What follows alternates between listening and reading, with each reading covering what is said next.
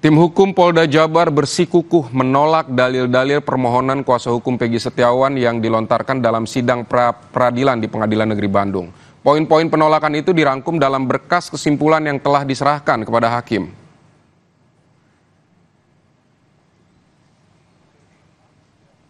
Kabid Hukum Polda Jabar Kombes Nur Hadi Handayani mengatakan penolakan terhadap semua dalil-dalil yang disampaikan tim kuasa hukum Peggy Setiawan selaku pemohon dituangkan dalam 12 halaman kesimpulan yang sudah diserahkan kepada hakim.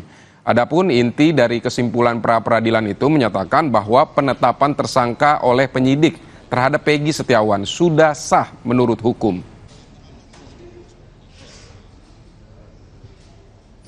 Jadi pada hakikatnya kami menolak dalil-dalil apa yang disampaikan oleh para pemohon, ya, mulai dari pemeriksaan para saksi, kemudian ahli pun dari pihak mereka juga sama mendukung kami.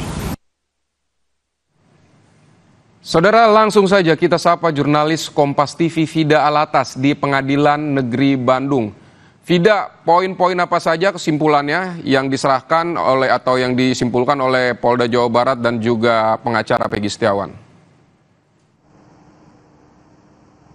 Ya, Vidi, tadi sidang pra-peradilan hari ini dengan agenda kesimpulan ini memang baik dari kedua belah pihak, baik itu dari pihak Peggy Setiawan maupun dari Polda Jabar, ini sama-sama tidak kemudian membacakan secara langsung poin-poin kesimpulan mereka di hadapan Hakim Tunggal Eman Sulaiman.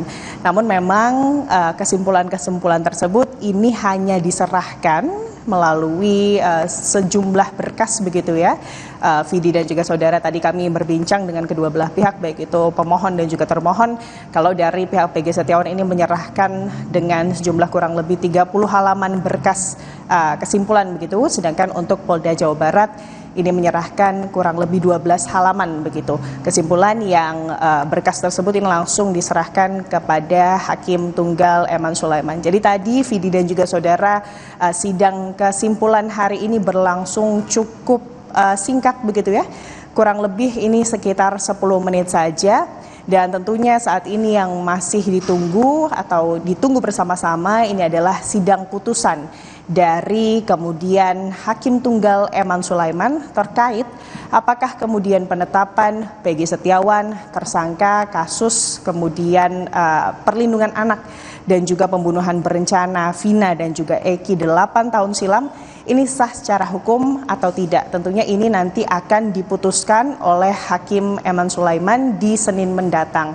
Tapi Vidi dan juga saudara, kalau kita menilik ke belakang, perjalanan sidang pra-peradilan dari penetapan tersangka Peggy Setiawan ini sudah berlangsung selama kurang lebih 4 hari ke belakang, dimulai sejak tanggal 1 Juli 2024 lalu, di mana ada sejumlah saksi yang kemudian dihadirkan oleh pihak dari Peggy Setiawan dan juga ahli yang dihadirkan oleh kedua belah pihak. Tadi masing-masing pihak kami sempat tanyakan begitu ya pendapatnya terkait sidang pra-peradilan yang sudah berlangsung selama kurang lebih 4 hari ke belakang. Kalau dari pihak Polda Jawa Barat, mereka meyakini bahwa penetapan Peggy Setiawan sebagai tersangka oleh pihaknya ini sudah sesuai dengan kemudian prosedur hukum dan tidak menyalahi aturan.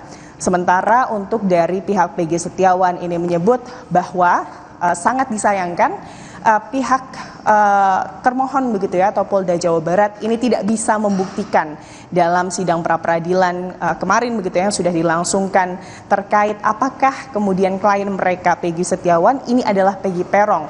Sementara kalau dari pihak Peggy Setiawan ini telah mengajukan beberapa saksi dan juga ahli pidana yang atau maksud kami beberapa saksi yang kemudian bisa membuktikan bahwa Peggy Setiawan ini bukanlah Peggy Peron, DPO atau buron yang selama 8 tahun ke belakang ini diburu oleh polisi, utamanya ini adalah dari Polda Jawa Barat terkait keterlibatannya dalam kasus pembunuhan Vina dan juga Eki 8 tahun lalu. Kalau kita runut ke belakang kembali Vidi dan juga saudara, paling tidak ada 5 saksi yang sudah dihadirkan oleh pihak Peggy Setiawan. Ini adalah teman-teman dari Peggy Setiawan, sesama buruh bangunan yang 8 tahun lalu, tepatnya di waktu-waktu sekitar waktu kejadian pembunuhan Vina dan juga Eki, ini mengerjakan proyek di Kota Bandung. Di antaranya ini adalah Dede Kurniawan, Bondol, Soeharsono, dan juga Agus, serta pemilik proyek serta istri dari pemilik proyek. Dan tentunya kita masih menunggu, Vidi dan juga saudara, bagaimana keputusan dari Hakim Tunggal Eman Sulaiman terkait penetapan Peggy Setiawan sebagai tersangka kasus pembunuhan Vina dan juga Eki di Senin mendatang. Demikian, Vidi. Hida, tadi Anda jelaskan bahwa penetapan Peggy Setiawan menurut Polda Jawa Barat ini sudah sah. Tapi apa alasan Polda Jabar menolak seluruh dalil dari pra-peradilan yang dilayangkan Peggy Setiawan yang menyatakan bahwa penetapan tersangka tidak sah ini? Ini tentunya berdasarkan ahli pidana atau keterangan ahli pidana yang kemarin, tepatnya pada hari Kamis kemarin begitu, Vidi dan juga saudara, dihadirkan oleh Polda Jawa Barat, di mana ahli pidana ini menyebut bahwa untuk penetapan tersangka seseorang dalam suatu kasus pidana begitu ya, 2 alat bukti ini cukup untuk dijadikan dasar sebagai penetapan kemudian seseorang sebagai tersangka. Dalam hal ini, dalam penetapan tersangka Peggy Setiawan, Vidi dan juga saudara, sudah ada 2 alat bukti yang dikantongi oleh polisi dari Polda Jawa Barat begitu ya, yang dijadikan dasar sebagai keterlibatan Peggy Setiawan sebagai tersangka dalam kasus pembunuhan ini. Sementara kalau kita melihat, sebetulnya hal ini juga dibantah begitu ya oleh pihak kuasa hukum Peggy Setiawan atau pihak Peggy Setiawan melalui ahli pidana yang juga dihadirkan 1 hari sebelumnya, tepatnya di hari Rabu pada saat sidang pembuktian. Di mana kalau berdasarkan ahli pidana yang didatangkan oleh tim dari kuasa hukum Peggy Setiawan ini menyebut seharusnya 2 alat bukti tersebut harus ditambah dengan kemudian barang bukti yang mendukung kemudian perbuatan pidana seseorang. Apalagi Vidi dan juga saudara, kalau melihat ini adalah bukan perkara pidana biasa, tapi ini menyangkut dengan perkara pidana pembunuhan berencana, sehingga barang bukti yang mendukung menurut dari ahli pidana dari pihak Peggy Setiawan ini seharusnya bisa dihadirkan oleh pihak kepolisian dari Polda Jawa Barat. Selain terkait alat bukti dan juga barang bukti, Vidi dan juga saudara, yang juga kemudian dibahas dalam sidang pra-peradilan penetapan tersangka Peggy Setiawan selama 4 hari ke belakang, ini juga terkait proses penyitaan barang bukti oleh Polda Jawa Barat, di mana berdasarkan keterangan yang diberikan oleh kuasa hukum Peggy Setiawan dalam kemudian sidang pra-peradilan pembuktian kemarin, bahwa penyitaan barang bukti Peggy Setiawan ini dilakukan ada 2 begitu ya, Vidi dan juga saudara.